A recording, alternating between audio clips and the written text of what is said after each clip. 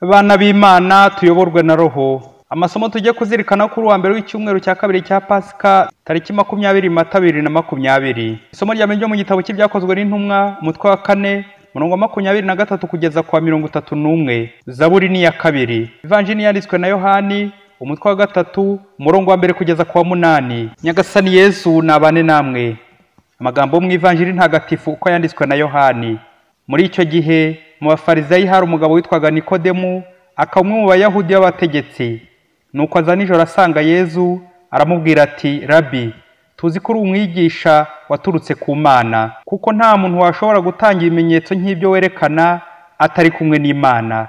Yesu aramusubiza ati, ndakubwira ukuri koko, nta muntu n'umwe ushobora kubona ingoma y'Imana atavutse ubwa kabiri. Nikodemu aramubwira ati, umuntu ashobora ate kuvuka kandi ashaje? Yashobora se gusubira mu nda ya nyina ngo yongere avuke?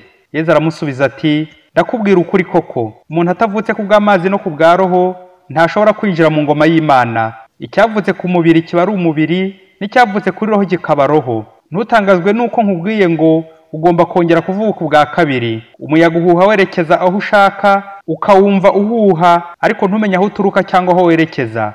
Nguko uko bimerera umuntu wese wavutse kuri Roho. Iyo ni Evanjili ntagatifu. Bakristo bavandimwe, amasomo y'uyu munsi aradufasha kuzirikana ku mwanya tugenera ubuzima bwa Roho, la vie spirituelle, nituyoborwe na Roho.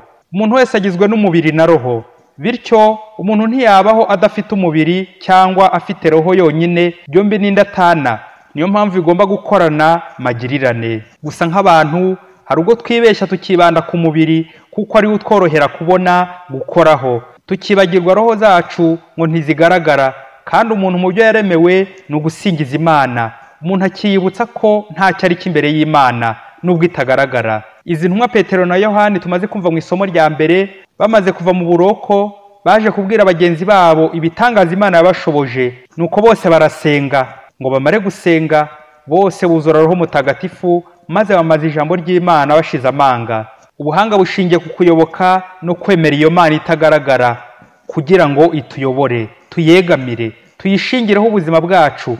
Nabyo Mutagatifu Exupéry yavugaga mu gitabo cyitwa Le Petit Prince ati, l'essentiel est invisible aux yeux. Icy'ingenzi ntikigaragarira amaso yacu. Roho Mutagatifu umugenga wacu ntagaragara, ariko aratugenga iyo twabishatse.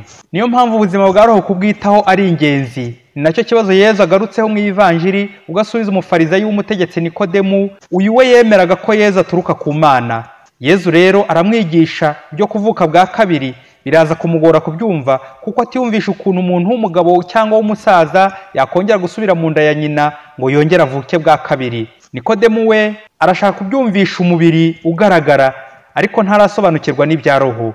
Yesu rero akamuhishurira ko kuvuka bwa kabiri ari ukubatizwa, kuvuka ku bw'amazi no ku bwa Roho. Iyo niyo batisimu, iyo shingiro ry'ubugingo bushya duhabwa n'Imana Data muri Yesu Kristo umwana wayo. Twibukiranye cya kibazo umwigishwa yabajije umukateshisi ati, mbese mwarimu, kuki utwigisha ko icyaha cy'inkomoko umuntu wese akivukana? Kandi nzi ko nubwo iwacu bambyaye ari abapagani, ariko hari urugo rumwe nzi, umugabo n'umugore bombi barabatijwe, ni abakristo b'intangarugero, bitwara neza.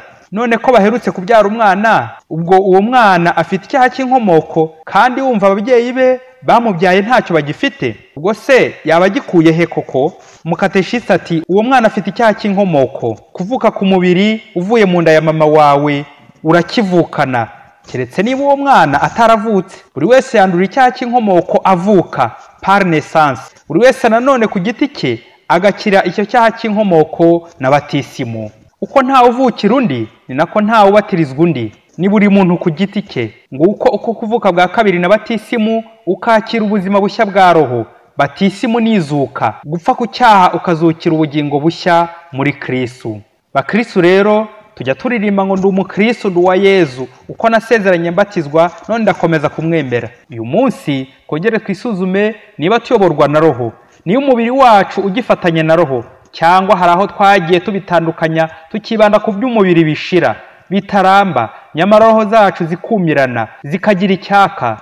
Nyamara Imana yo ntitugora ngo nubwo umubiri ufatanye na Roho ngo tujye tugabura bugenge amasaha. Ntiyobe ko tugomba gukora cyane ngo tubeho. Ariko muvandimwe, tuvugishe ukuri, utibereye ku munsi ugizwe n'amasaha 24. Hari isaha byibuze imwe yuzuye ujye ugenera Imana, ukayigenera isengesho, ukumvamo ijambo ry'Imana ukarizirikana, ukaririmba indirimbo z'Imana, ukavugisha pure, ukazirikana bucece, ugashengerera, ukitekerezaho. Muri ubu buryo bwose ukoramo isengesho ni ukugira ngo ureke Roho w'Imana kuyobore. Iyo udasenga urasenyuka, iyo udasenga uyoborwa n'umubiri, kandi burya umubiri ushobora kugushuka ngo hari aho muzajyana, kandi nk'uko tubizi mu rupfu umubiri urasigara, naho roho igakomeza ubundi buzima bushya, umuriro cyangwa ijuru, bitewe n'ibyo wateguye. Ntidukibagirwe rero ko ubuzima bw'umubiri buzarangirira hano ku isi, naho ubuzima bwa roho bugakomeza iteka. Ubwenge nyakuri bwo kwiteganyiriza ku mukristo ejo hazaza ni ukwemerera Roho Mutagatifu akatuyobora. Nidusenge cyane dukomeje kandi nta buryarya. Roho w'Imana ngwino utuyobore. Padiri Masumbuko Ladislas, murezi mu iseminari nta Mutagatifu Aloyizi, Diyoseze ya Cyangugu.